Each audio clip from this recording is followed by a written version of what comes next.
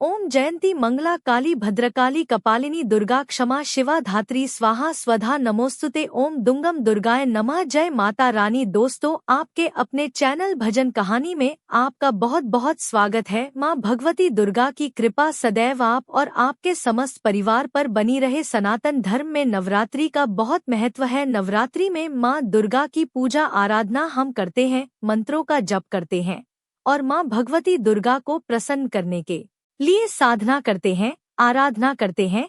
देवी भागवत के अनुसार वर्ष भर में 4 नवरात्रि आती है, 2 प्रकट नवरात्रि और 2 गुप्त नवरात्रि। जो नवरात्रि आश्विन मास में आती है और चैत्र मास में आती है, उन्हें कहा जाता है प्रकट नवरात्रि। इस नवरात्रि को बहुत ही धूमधाम से मनाते हैं, व्रत धारण करते हैं, जागरण करते हैं, कीर्तन करते हैं।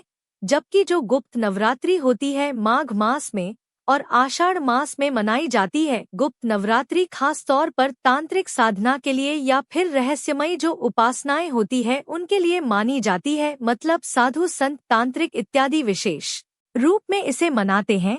ज्यादातर लोगों को गुप्त नवरात्रि के बारे में पता भी नहीं होता है, लेकिन शास्त्रों के अनुसार गुप्त नवरात्रि की जो आराधना होती है, पूजा होती है और मंत्रों की सिद्धि के लिए जो हम प्रयास करते हैं उसका फल बहुत अधिक प्राप्त होता है। गुप्त नवरात्रि में माँ दुर्गा की गोपनीय और विशेष प्रकार की साधनाएं की जाती हैं। जैसे कि नवरात्रि में प्रकट नवरात्रि में हम माँ दुर्गा के 9 स्वरूपों की आराधना करते हैं। प्रथमम शैलपुत्री च द्वितीयम ब्रह्मचारिणी, तृतीयम चंद्र घंटेति कुमांडेति, चतुर्थकम पंचम स्कंद मातेति, षष्टम कात्याय नीतिचा च सप्तम काल रात्रि महागति, चाष्टम नवम सिद्धिदात्री च नवदुर्गा प्रकृतिता। तो इस प्रकार से माँ दुर्गा के 9 स्वरूप होते हैं जिनकी आराधना हम प्रकट नवरात्रि में अर्थात शारदीय और चैत्र नवरात्रि में करते हैं। जबकि गुप्त नवरात्रि में माँ दुर्गा के 9 स्वरूपों के अलावा 10 महाविद्याओं की भी आराधना की जाती है। गुप्त नवरात्रि में 10 महाविद्याओं की आराधना करने से विशेष फलों की प्राप्ति होती है। यह 10 महाविद्याएं दशावतार मानी गई है। 10 महाविद्याएं माँ दुर्गा का ही स्वरूप होती हैं, जो कि समस्त प्रकार की सिद्धियां प्रदान करती हैं।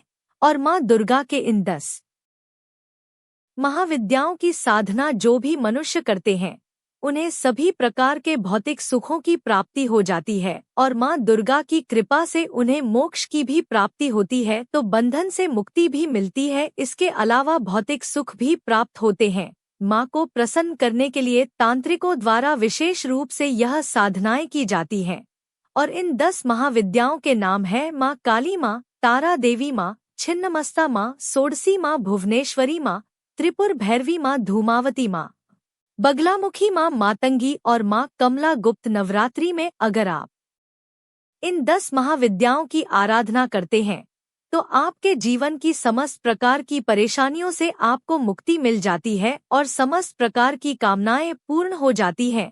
गुप्त नवरात्रि में माँ दुर्गा की उपासना साधना कोई भी कर सकता है, एक आम गृहस्थ जन भी कर सकते हैं और तांत्रिक और साधक यह तो करते ही हैं। तो आज की वीडियो में आप जानेंगे कि इस बार साल 2025 में आषाढ़ मास की गुप्त नवरात्रि कब से प्रारंभ हो रही है, कब समाप्त हो रही है और व्रत हमें कब से प्रारंभ करना है, कलश की स्थापना करने का शुभ मुहूर्त क्या है। गुप्त नवरात्रि के इन 9 दिनों में किस प्रकार से हम पूजा आराधना कर सकते हैं, किस प्रकार से मंत्रों का जप कर सकते हैं और 10 महाविद्याओं की साधना करना चाहते हैं या फिर 9 स्वरूपों की आराधना करना चाहते हैं, किस प्रकार से हमें इस नवरात्रि में माँ दुर्गा के 9 स्वरूपों की और 10 महाविद्याओं की पूजा आराधना करनी चाहिए, यह संपूर्ण जानकारी आपको आज की वीडियो में शेयर करने वाली हूँ। तो बहुत महत्वपूर्ण है, आज की वीडियो पूरा जरूर देख लीजिए। अच्छी लगे वीडियो तो लाइक भी जरूर कीजिए, क्योंकि आपके लाइक्स, आपके कमेंट्स मेरे लिए बहुत महत्वपूर्ण होते हैं। यही एकमात्र जरिया है जिनसे मुझे पता चलता है कि आपको यह वीडियो अच्छी लगती है और आपके लिए यह वीडियो उपयोगी है। तो अगर वीडियो अच्छी लगे तो लाइक तो जरूर ही किया कीजिए। तो सबसे पहले जानते हैं कि किस प्रकार से गुप्त नवरात्रि में माँ दुर्गा की पूजा आराधना हम कर सकते हैं। देखिए, जिस प्रकार से हम प्रकट नवरात्रि में पूजा करते हैं जैसे कि चैत्र मास की नवरात्रि हो या फिर आश्विन मास की नवरात्रि हो, जिस प्रकार से प्रकट नवरात्रि में हम पूजा करते हैं, उसी प्रकार से गुप्त नवरात्रि में भी की जाती है पूजा। लेकिन बस एक ही चीज का ध्यान रखा जाता है गुप्त नवरात्रि में, जो हम पूजा आराधना करते हैं, मंत्रों का जप करते हैं, चाहे फिर वह किसी भी कामना से करते हैं या फिर बिना किसी कामना से करते हैं, वह हम किसी से प्रकट नहीं करते हैं। मतलब किसी को भी यह नहीं बताते हैं कि हम किस मंत्र का जप कर रहे हैं, कौन सी पूजा कर रहे हैं और किस कामना को पूर्ण करने के लिए कर रहे हैं। गुप्त नवरात्रि, जैसा कि नाम से ही पता चलता है, जब हम साधनाएं गुप्त रूप से करते हैं तो हमारी कामनाएं बहुत जल्दी पूरी हो जाती हैं। गुप्त नवरात्रि में मंत्रों का जप करना अत्यंत आवश्यक होता है। मतलब जितना अधिक हम मंत्र जप करते हैं, उतनी जल्दी कामनाएं पूर्ण होती हैं। विशेषकर जो यह नवरात्रि होती है, मंत्र सिद्धि के लिए ही श्रेष्ठ मानी जाती है। तो हम अपनी कामना के अनुसार मंत्रों का जप करते हैं। जैसे कि संतान प्राप्ति की कामना है या फिर धन प्राप्ति की कामना है या फिर विवाह की मनोकामना है, जो भी हमारी कामना होती है उसी के अनुसार हम मंत्र जप करते हैं और एक निश्चित संख्या में संख्या निर्धारित करके मंत्रों का जप हम प्रारंभ करते हैं और पूरे 9 दिन में इन मंत्रों की संख्या को पूर्ण करके और फिर नवरात्रि के अंतिम दिन हवन इत्यादि करके मां को समर्पित करते हैं और उनसे प्रार्थना करते हैं कि हमारी कामना पूर्ण हो जाए। बाकी पूरे नवरात्रि में पूजा की विधि वही होती है जो कि प्रकट नवरात्रि में होती है। आषाढ़ मास की शुक्ल पक्ष की प्रतिपदा तिथि के दिन हम कलश की स्थापना करते हैं। अच्छा, ऐसे में भी आप चाहे तो बिना कलश की स्थापना किए भी पूजा आराधना कर सकते हैं। मतलब कलश की स्थापना करना या फिर अखंड दीपक प्रज्वलित करना या फिर ज्वारे बोना आवश्यक नहीं है। यह पूरी तरह से आपकी अपनी इच्छा पर निर्भर करता है। आप चाहे तो कलश की स्थापना कर सकते हैं। अगर आपका मन नहीं है कलश की स्थापना करने का, जैसे कि बहुत से लोग आपके घर में आते जाते हैं और आपके घर के मंदिर में सबकी नजर रहती है, तो ऐसे में आप कलश की स्थापना ना भी करें तो भी आप पूजा आराधना कर सकते हैं, मंत्रों का जप कर सकते हैं। ठीक है, तो कलश की स्थापना, ज्वारे या फिर अखंड दीपदान, यह पूरी तरह से आपकी अपनी इच्छा पर निर्भर करता है। जैसे कि अगर आप यह सभी चीजें गुप्त रूप से कर पाते हैं तब तो अत्यंत ही श्रेष्ठ है, आप यह सभी चीजें कर सकते हैं, कोई दिक्कत नहीं है। लेकिन अगर आपके घर के मंदिर में इतनी गोपनीयता नहीं है तो आप अपनी सुविधा के अनुसार सुबह और शाम पूजा कर सकते हैं।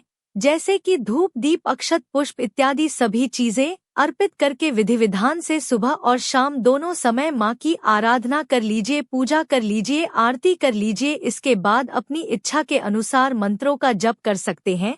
अच्छा, बहुत सारे भक्तों के प्रश्न आते हैं कि क्या इस नवरात्रि में हम व्रत धारण कर सकते हैं? जी हाँ, बिल्कुल कर सकते हैं।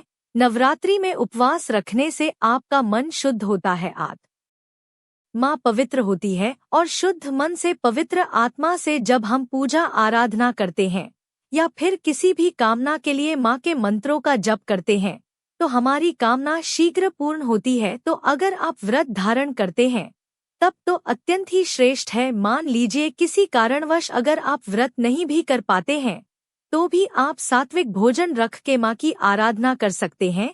ठीक है, मतलब नवरात्रि के नियम आप सभी जानते हैं। लहसुन प्याज का सेवन नहीं करना चाहिए, ब्रह्मचर्य का पालन करना चाहिए, किसी की निंदा नहीं करनी चाहिए, किसी की चुगली नहीं करनी चाहिए, क्रोध नहीं करना चाहिए। तो अपने आचार विचार व्यवहार शुद्ध रखकर आप बिना व्रत के भी पूजा करें तो भी आपको श्रेष्ठ परिणाम की प्राप्ति होती है। अब बात करें कि गुप्त नवरात्रि में किन मंत्रों का जप करना चाहिए, तो देखिए, जिस प्रकार से प्रकट नवरात्रि में हम माँ की आराधना करते हैं, जैसे कि दुर्गा सप्तशती का पाठ करते हैं, कवच पढ़ते हैं, अर्गला कीलक इत्यादि पढ़ते हैं, सिद्ध कुंजिका स्तोत्र पढ़ते हैं या फिर नवाण मंत्र का जप करते हैं या माँ दुर्गा के किसी भी मंत्र का जो जप हम करते हैं वो इस नवरात्रि में भी आपको उसी प्रकार से करना है। ठीक है, नवरात्रि के पहले दिन कलश की स्थापना करके हम पूजा प्रारंभ करते हैं